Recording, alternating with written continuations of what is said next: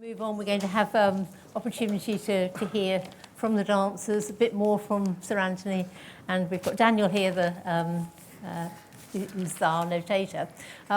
What I didn't say is that although there are so many echoes of Pavlova, this is very definitely post-Pavlova choreography. I think one can see also all those influences that came through in later Russian, so Soviet sort of choreography in the range of lifts and everything.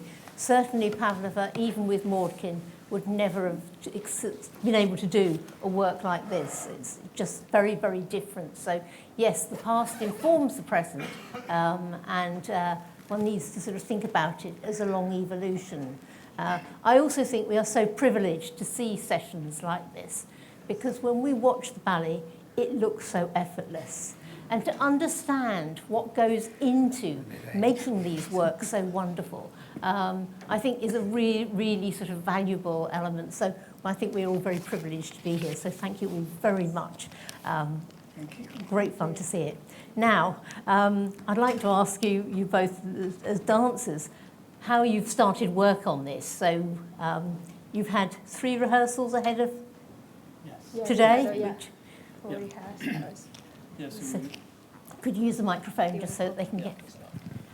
So we started with Danny and Isabel in the studio, and Danny was the one as the notator to teach us just the steps with the music, with Michael on the piano. Mm-hmm. And then from there we kind of broke it down once we learnt the whole choreography and tried to attempt to make sense of some of the lifts and some of the kind of trickier pas de deux moments. And then I think also following that, putting on the sort of kind of character, if you will, or kind of scene that we're trying to create with this pas de deux. So how much did you know about the work before you started in the studio? I'd seen it because a few people have done it in galas recently, but I didn't know what the pas de deux was or kind of what the people were trying to present. So not much, really. So Daniel, what is your experience of this piece? So just from the notation, or yes, so give us your side? I always start with the notation. That's always the base, which is the Bible. We call it the Bible because every single detail is there. But then I try to catch up as many different versions as I can because everyone does it slightly different. Mm-hmm. So I try to catch the essence from a piece by watching different videos. So I watched Anthony doing it, and then I watched 3 other versions of it and try to get a general idea of the piece. Yeah. So who actually originally notated it? Gary Harris in '91, which was just 20 years after it was created. So he tried to get as many of the original details as possible. And then with each couple that did it after that, he managed to notate all the differences. And I guess the responsibility and what is tricky is which version should you do? Mine. Which ultimately, actually, with that's what I did. Greatest respect. Yeah. Were there very many differences with each couple? No, it's just a few arms here and there, a few steps, really? But nothing major differently. Yes. Yeah. So it's always that sense of, with different performers, you're also always going to get slight differences. Just so that they can be comfortable. Yeah, I mean, even Fred himself with each revival, say of The Dream, or with Kenneth, well, actually, with Manon, Kenneth didn't change really anything. But except that in one performance of Manon, in the second bedroom scene with the bracelet, I was working not with Antoinette, but with Natalia Makarova, and she obviously got carried away, as she did, and I might have done, and she was such a steely body that what should have been a gentle lift across where she knelt on the floor and fondled my thigh, it turned into this huge pressage, and Kenneth kept it in. I haven't been around to rehearse it, but I try to tell each couple that that's not what the original, but Kenneth okayed it. Mm-hmm. The first version is more sensual, of course. This is more acrobatic. But things I think with the dream, you know, when you have different bodies and different personalities, sometimes there are things you think, I wish I'd thought of that. But it's not so much, it's more the personalities that can change things and the way people move, you know. But they live on in that way. And it's very hard, I mean, to have this amicable battle with the Bible, you know, and notators. It's very hard, I'm sure, for you. You feel, you know, by someone comes, oh, I didn't do that, you know. Oh, yes. Yeah, oh, yes. Yes. So we try to, you know, one has to respect both sides because it's an amazing record of what it is. And in fact, you'll see the video afterwards. There were two things that I asked Danny when I came in, and Isabel.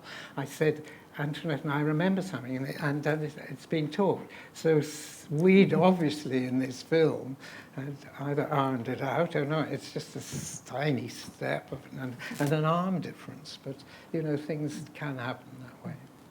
So how much have you taught this to other dancers? Well, when I was the director and everything, I can't remember who first did it. I think it was probably Michael Casti and Viviana Durante were probably the first ones that came in, yes, yeah. But maybe not recently, no, but those were the ones I remember, and Leanne Benjamin, and yes. And so how do you feel about being a vision rather than a person?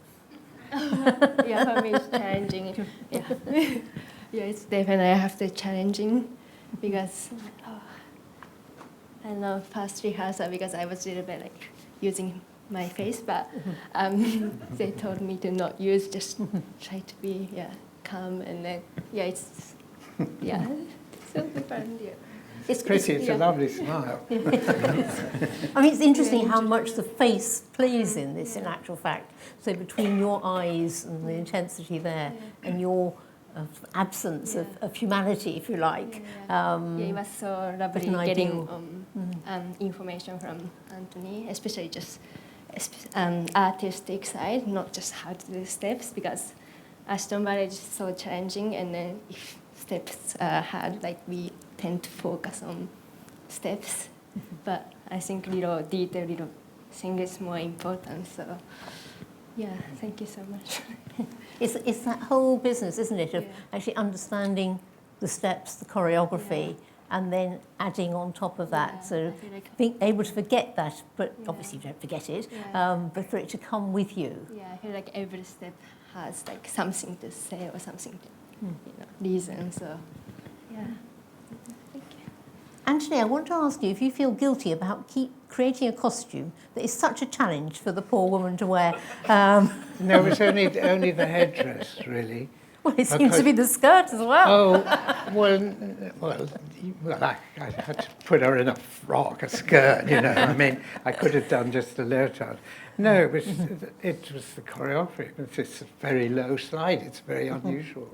A couple of times, I think costumes have to be fiddled with without people seeing. But no, the worst thing is, because I think there was one time Antoinette went up in the lift with the veil still stuck on the headdress, so I did feel a bit guilty about that. It's quite sort of fascinating, that idea of you actually having to design something and create the whole character within such a short period of time. Yes, I can't remember when he asked me, but it was a wonderful supervisor in the wardrobe, and he actually found this wonderful piece of vintage brocade for the tie round me. But yes, I was very happy with them. So, are you hoping to be able to perform this fairly soon, or what are the plans for Thaïs? Any ideas? It's all right, I'm not putting Kevin on the spot, really. It has been, in and out. Yes. Isn't it? We were in Japan last time, and we didn't take the whole company because of COVID, and we said we brought Thaïs then. So it's never far away, so. Well, it's such a marvellous work that one does want to see it. And I can't help feeling it's the sort of piece that with the dancers, the more they perform it, the more you get into it. And is that something you find challenging, often having to dance works that you get relatively few performances of, so that it's hard for it to get into your bodies. Yeah, I think there's, when that happens and you know you've got a limited amount of shows, it's something important to take as much from the rehearsals as possible and try and, even if it's a full call or a rehearsal with your coach, make the most of those moments so you can use that time to build, so then you can bring everything that you've done in those moments to the show. And then you just, if you get lucky, you'll get an extra show if somebody goes off and try and make the most of that. But that's about it, yeah. And I really wanted to ask sort of Daniel in a way, you sort of come in to do these sessions, which is wonderful. How important do you think they are to you? Oh, invaluable. I mean, getting all the information from Mr. Dowell here is just invaluable. For me it is, because then I can put all those notes into the score for the future. So yeah, I learned so much from these masterclasses myself. Yeah. I think that's marvellous to know that not only do we enjoy ourselves, but we do help actually in the sort of preservation and the fact that you are here. I think it's wonderful. I just want to ask, were you, the two dancers in particular, were you familiar with the music beforehand, or was it new to you when you were starting to choreograph it, to dance it? I mean, I'd heard the music, but I wasn't. I was sorry about it. I was going to say, you should be. It's never off classic FM. I know, but you don't necessarily register it, but it's like vague in the background. You suddenly thought, oh, gosh, I've heard this somewhere before, yeah. Yeah, I think it probably was Classic FM or something, where I'd heard it. But The Dream, Thaïs, Answers. But Anthony, were you really familiar with the music beforehand? Yes, because it didn't have Classic FM. I mean, in those it days. is a party piece for a great violinist. Actually, there's one story. We were in Hungary, and I was having dinner with Jennifer Penny, and we were at a table, and it was a Hungarian restaurant, and there was a violin and a thing that went round the tables, and I think he thought Jenny and I were the Hearts and Flowers couple. What would you like to play? And I looked at this film, and I went over with Thaïs. His face dropped, because I think it's quite hard. I can't remember what the version sounded like, but that's what we asked for. Right. I think it's probably time for us to have our other treat of the afternoon. So we're actually going to have the privilege of watching Sir Anthony dance again. God, what? Well, I'm inclined to say, do you want to see it again? Of course you do. I know you do.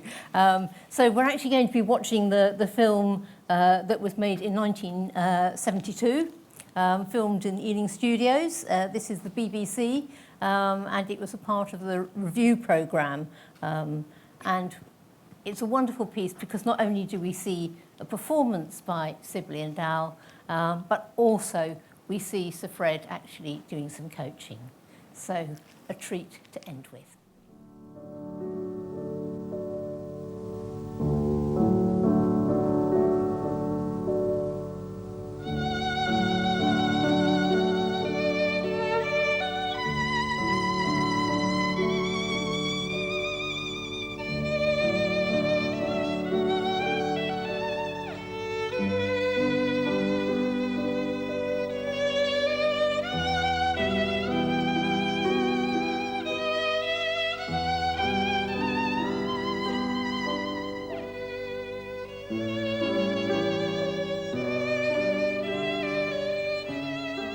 It's no good a dancer not having the physical attributes for the profession. I think as near a perfect body as possible, of course. I mean, good feet. Dancer's life is physical. I mean, it's more equivalent to a football or even a racehorse than an actor. Naturally, a good dancer is precise. They must be precise, but they also must be fluid. They must be responsive. A dancer who changes one's choreography or changes aspects of it isn't nearly so satisfying as somebody who's really, as it were, true to the text. I study their individual qualities very closely because there's no point in doing a ballet on individuals without showing them at the very, very best.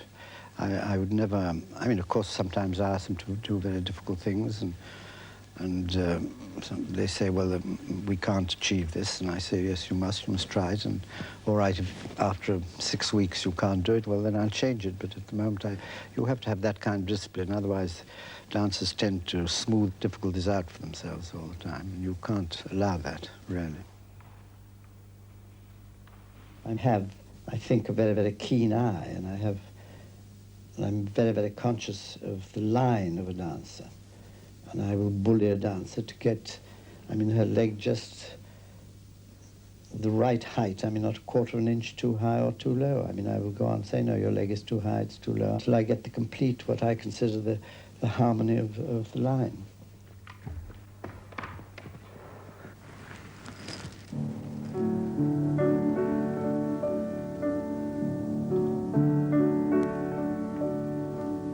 Anticipate with your eyes, huh?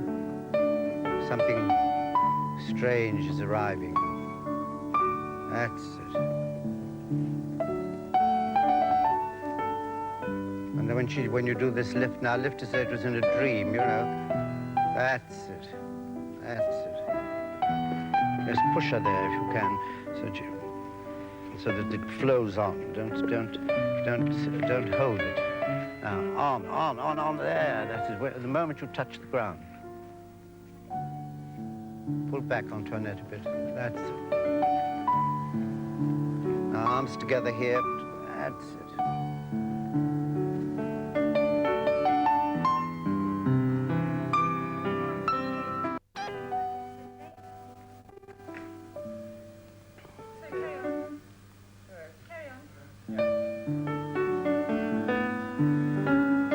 Soft, smooth. That's it, don't drop your wrist. That was a bit wobbly.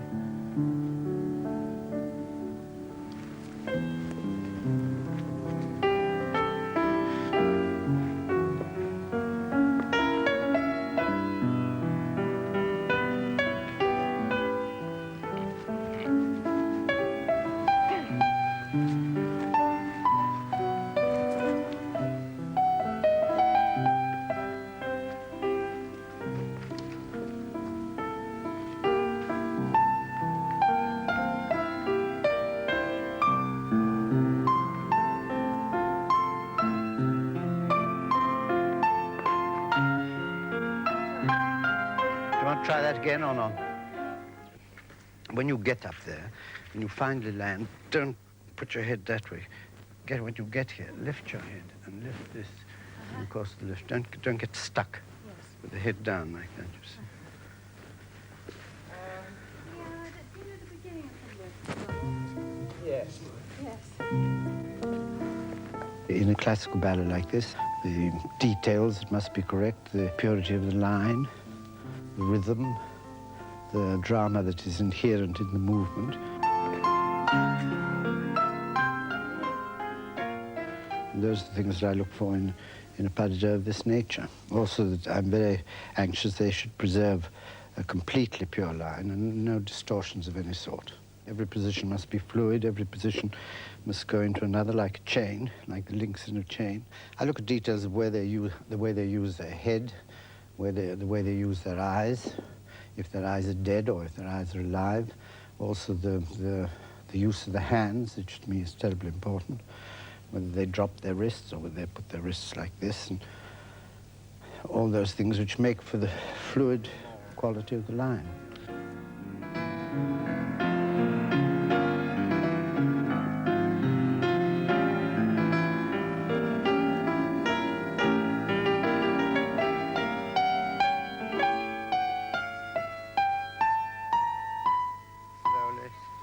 Slowly. Now, strong position there. And hold it a bit.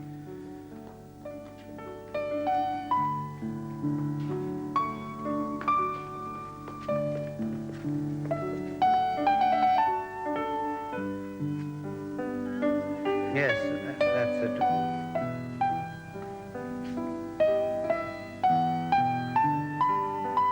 Try and get as curved as you can there, that's it. Bring your head round to the camera, that's, yeah.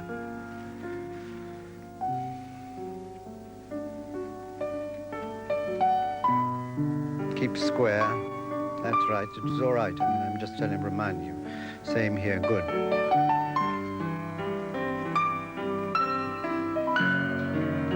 Oi. Try not to look strained on your face when you're up there, Antoinette.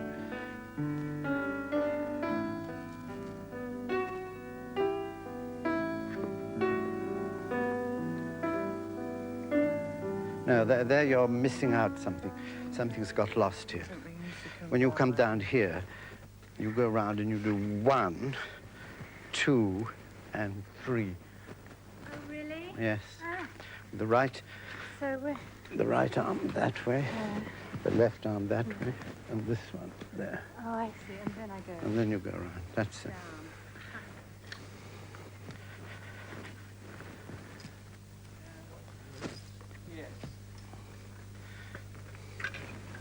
down.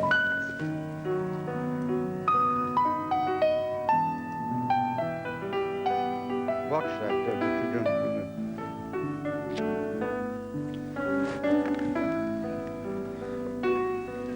That's it. More impulse in this. Ah. Don't lower these too much. More there. Go from there, there. Now watch your head here. Now down the head, round, and up there. That's better. Yes, now could you get this more at this angle? Yes. I have to fall in some... Well, you can roll a bit as you fall, perhaps.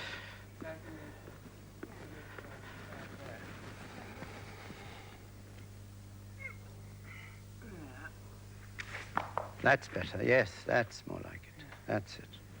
That's it. Otherwise, you get foreshortened, you see. Can we go from there?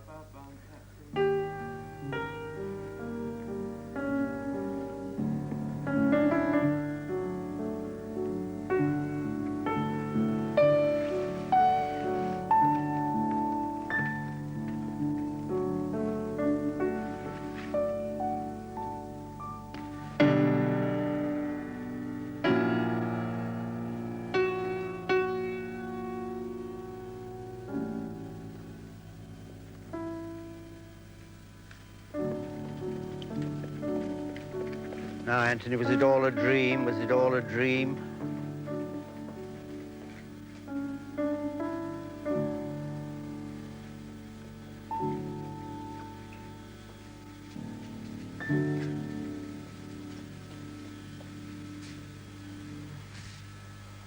You did especially with the top arm, you see, don't get it too far back.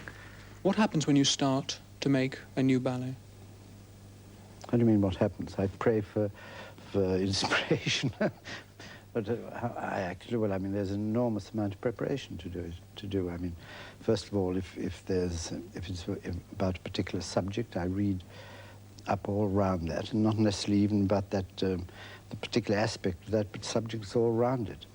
I have to do that. I have to study the music, analyze the music, have the music divided, counted out, and all that kind of process. Then I have to think of the dramatic content of the thing, and then ultimately, when that is all done, as it were, that is the sort of scaffolding of a building. Once that's all done, then I call the rehearsals, and then I work on the dancers. And the first day in the rehearsal studio, what happens then? Well, the first day can be anything. I mean, it can be a ghastly day when nothing happens and everybody's rather tense.